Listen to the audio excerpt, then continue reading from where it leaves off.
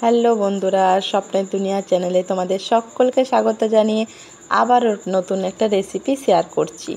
তো বন্ধুরা, কেমন আছো? আশা করি তোমরা সবাই ভালো আছো, আর তোমাদের ভালোবাসাতে আমিও ভালো আছি। তো তোমরা নিশ্চয়ই থাম্বনেল দেখেই বুঝতে পেরেছো আজকে রেসিপি শেয়ার করব। তো দেখো কি রেসিপি। হ্যাঁ, একদম ঠিক ধরেছো, এটা ইলিশ মাছ রেসিপি হবে। তো দেখো, ইলিশ মাছগুলো ভালো করে আমি ধুয়ে পরিষ্কার করে নিয়েছি, এতে নুন হলুদটা বুলিয়ে রাখছি।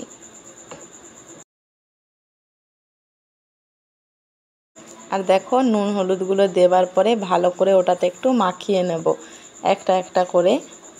ইলিশ মাছ অনেকেই কিন্তু কাটার জন্য খায় না, কিন্তু ইলিশ মাছের টেস্ট আর কোনো মাছের সাথে তুলনাতে আসে না, বলো বন্ধুরা? আমার তো খেতে খুব ভালো লাগে। তো দেখো, তো আমি কিভাবে ইলিশ মাছটা রান্না করছি সেটাই তোমাদের সাথে শেয়ার করব। দেখো, ভালো করে আগে নুন হলুদগুলো বুলিয়ে নিই।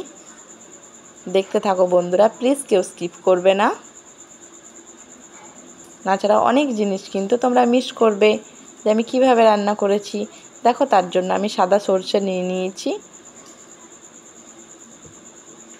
কারণ কালো সর্ষেতে অনেক সময় অনেক প্রবলেম হয়, হজম হতে দেরি লাগে, সেই জন্য সাদা সর্ষে আমি ব্যবহার করি।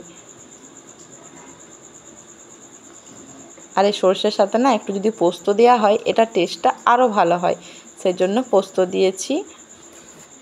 আর এই মাছ করলে না আর কোনো সবজির অতটা দরকার হয় না, আমার তো খুব ভালো লাগে। দেখো, তার জন্য কাঁচা লঙ্কা নিয়ে নিলাম, সর্ষে, পোস্ত, দুটো কাঁচা লঙ্কা আর পেঁয়াজ কুচিয়ে নিয়েছি। দেখো, এগুলো সব একসাথে বেটে নেব। এবার মিক্সিতে এটা একটু বেটে নেব। তো দেখো, বাটা আমার রেডি। যদি টমেটো থাকতো, তো টমেটো ছিল না, তো দেখো যা ছিল সেটার মধ্যে আমি বানিয়েছি। দেখো, সর্ষে, পোস্ত, পেঁয়াজ সব বেটে নিয়েছি একেবারে। এবার এই বাটা মশলার সাথে আমি গুঁড়ো মশলাগুলো দিয়ে মিক্স করে রাখবো, সব কিছু রেডি করে রাখবো। দেখো, হলুদ দিয়ে দিলাম, একে একে সব এটার মধ্যে আমি দিয়ে দিচ্ছি। এটা একটু মিট মশলা ছিল, মিট মশলাই দিলাম, জিরা গুঁড়ো দিলাম, নুন দিলাম। বাড়িতে যা থাকে আমি সেই দিয়েই বানিয়েছি। তো ভাবলাম কিভাবে বানিয়েছি সেটা আমার বন্ধুদের সাথে শেয়ার করি। তো দেখো, এবার মশলাটা ভালো করে গুঁড়োগুলোর সাথে আমি মিক্স করে নিচ্ছি, চামচে করে দুটো ভালো করে মিক্স করে নিই।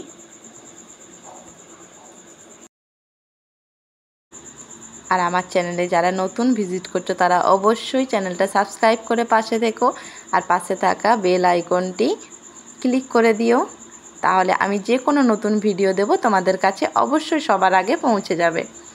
তো বন্ধুরা, দেখতে থাকো। দেখো, আমার মোটামুটি মশলাটা মিক্স হয়ে এসছে। আর ইলিশ মাছটা না ভাজবো না, কারণ ভাজলে না ওই মাছের সেন্টটা সেরকম হয় না, ওই জন্য এটা ভাজবো না। তো দেখো কিভাবে বানাচ্ছি। দেখো, কড়াই চাপিয়ে দিয়েছি, গ্যাসটা মিডিয়ামে করে দিয়েছি। এবার সর্ষের তেল দেবো, কারণ মাছের সেন্ট কিন্তু সর্ষের তেলে। তো দেখো, সর্ষের তেল দিয়ে রান্নাটা আমি করব। তেলটা গরম হয়ে যাওয়া পর্যন্ত অপেক্ষা করব।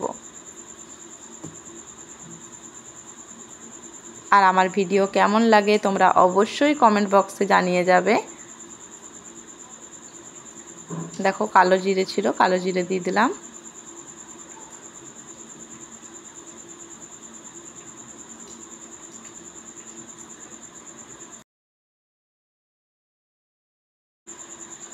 দেখো, কালো জিরেগুলো, তেলটা গরম হয়েছিল হালকা, তার জন্য একটু দেরি লাগছে। এবার কুচিয়ে রাখা পেঁয়াজগুলো আমি দিয়ে দিলাম।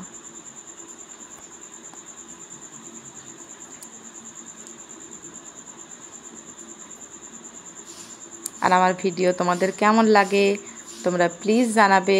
তোমাদের ছোট্ট ছোট্ট কমেন্ট আমাদের ভিডিও করতে আরও উৎসাহ জাগায়। তো দেখো,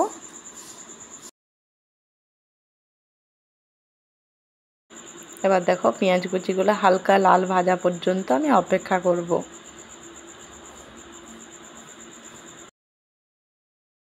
তো দেখো, আমার পেঁয়াজ কুচিগুলো ভাজা হয়ে গেছে। এবার সর্ষে পোস্ত যেটা বেটে রেখেছিলাম, ওটা আস্তে করে আস্তে আস্তে ঢেলে দিলাম, কারণ তেল তো গায়ে ছিটা পেয়ে যাবে, ওই জন্য আস্তে আস্তে ঢেলে দিলাম। এবার মশলাটা আমি ভালো করে কষিয়ে নেব যতক্ষণ না মশলাটা তেল ছাড়ছে। দেখো এবার আস্তে আস্তে পুরো মশলাটা আমি দিয়ে দিলাম। আর বাটিটা ধুয়ে একটু পরে জল দিয়ে দেবো, আগে একটু ভেজে নিই তারপর। সাথে থাকো বন্ধুরা।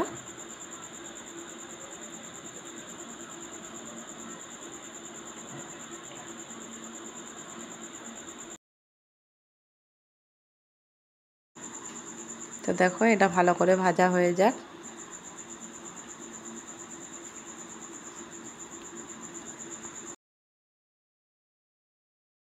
দেখো মশলাটা এবার ভালো করে যতবার লেগে যাচ্ছে আমি ততবার ছাড়িয়ে ছাড়িয়ে ভালো করে এটা একটু ভেজে নিচ্ছি, কারণ না ভাজলে না একটা গ্যাস ওঠে। আর এটা যে কোনো মশলা দেখবে কষানোর কাছেই কিন্তু ওটার সেন্ট ওঠে। গ্যাসটা কিন্তু আমি মিডিয়াম করেই রেখেছি। এবার বাটিটা ধুয়ে জলটা আমি দিয়ে দিলাম। এবার আবার নাড়াবো ওটা।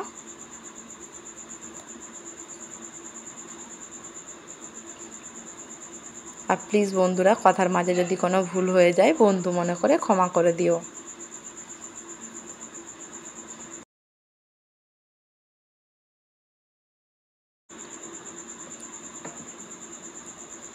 দেখো ওটা ভালো করে ভেজে নিচ্ছি আবার জল দিয়ে।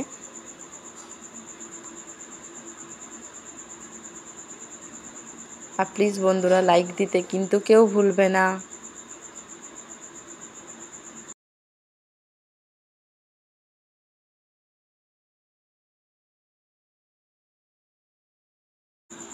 এবার দেখো মোটামুটি আমার ভাজা হয়েই আসছে। এবার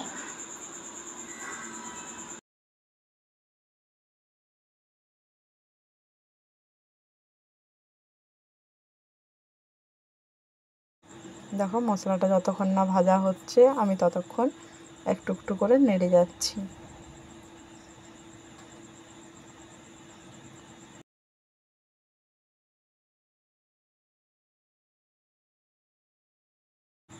আর এই ইলিশ মাছটা না দেখবে তোমরা বর্ষাকালের সময় যেভাবে পাওয়া যায়, তো সেটা তো অন্য সময় এতটা পাওয়া যায় না।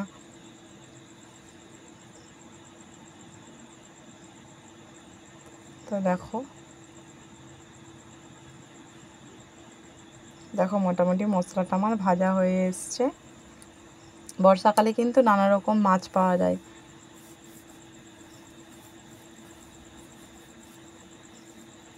আর এই বর্ষার সিজনে একবার ইলিশ হবে না সেটা কি হয় বলো তো। দেখো আমার মশলাটা ভাজা হয়ে গেছে। এবার আমি জল দিয়ে দেবো, কারণ মাছটা তো ভাপিয়ে হবে সিদ্ধ করে। তো সেই জন্য এটা আরও অন্যভাবেও রান্না হয়, তো আমি যেভাবে করেছি সেটাই তোমাদের সাথে শেয়ার করছি। দেখো জল জল দিয়ে দিয়েছি। এবার ওটা একটু ফুটে যাওয়া পর্যন্ত অপেক্ষা করব। দেখো ফুট ধরে দিয়েছে।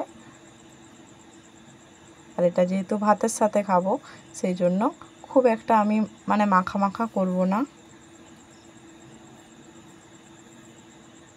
এবার আস্তে আস্তে মাছগুলো, জলের মাছ জলেই ছেড়ে দিলাম, দেখলে।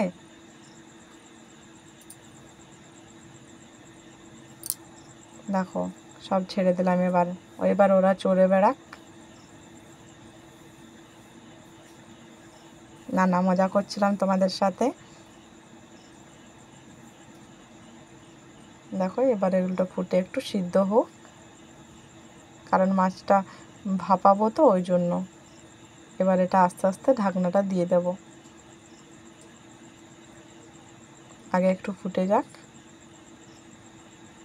আর দুটো কাঁচা লঙ্কা চিড়ে আমি উপরে দিয়ে দেবো। এই যে দেখো।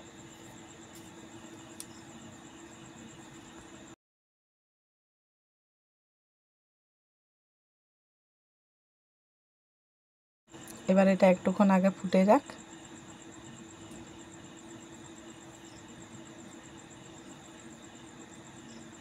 আর নুন টুন তো আগেই পরিমাণ মতো আমি দিয়ে দিয়েছিলাম।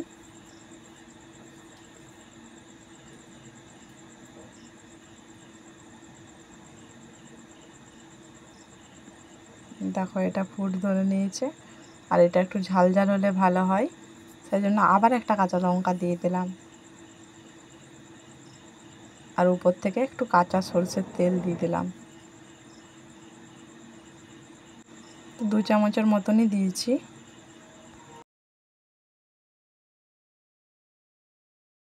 দেখো চামচে যা তেল ছিল সবটাই দিয়ে দিলাম। এবার আস্তে আস্তে করে ঢাকা দিয়ে দেব। এবার একটু সিদ্ধ হয়ে যাক, আর গ্যাসটা মিডিয়ামে করে রেখে দিয়েছি।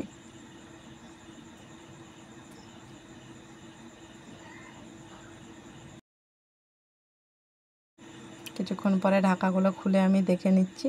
দেখছি মাছটা আমার সিদ্ধ হয়ে এসছে। তো দেখো আমার সরষে ইলিশ রেডি। আগেই বলেছিলাম আমি ঝোলটা বেশি মারবো না, কারণ ঝোলটা দিয়ে খাবে, সেই জন্য ওরা একটু ঝোল ঝোল রাখতে বলেছিল। সেই জন্য দেখো একটু ঝোল ঝোল করেছি, বেশি মানে মশলা একেবারে মাখা মাখা করিনি। এই যে দেখো আমার মাছ রেডি করে দিয়েছি। আর বন্ধুরা, তোমরা ভিডিওটা কেমন লাগলো প্লিজ কমেন্ট করে জানিও। টাটা বন্ধুরা, ভালো থেকো, সুস্থ থেকো। আবার দেখা হবে তোমাদের সাথে নতুন একটা ভিডিওর সাথে।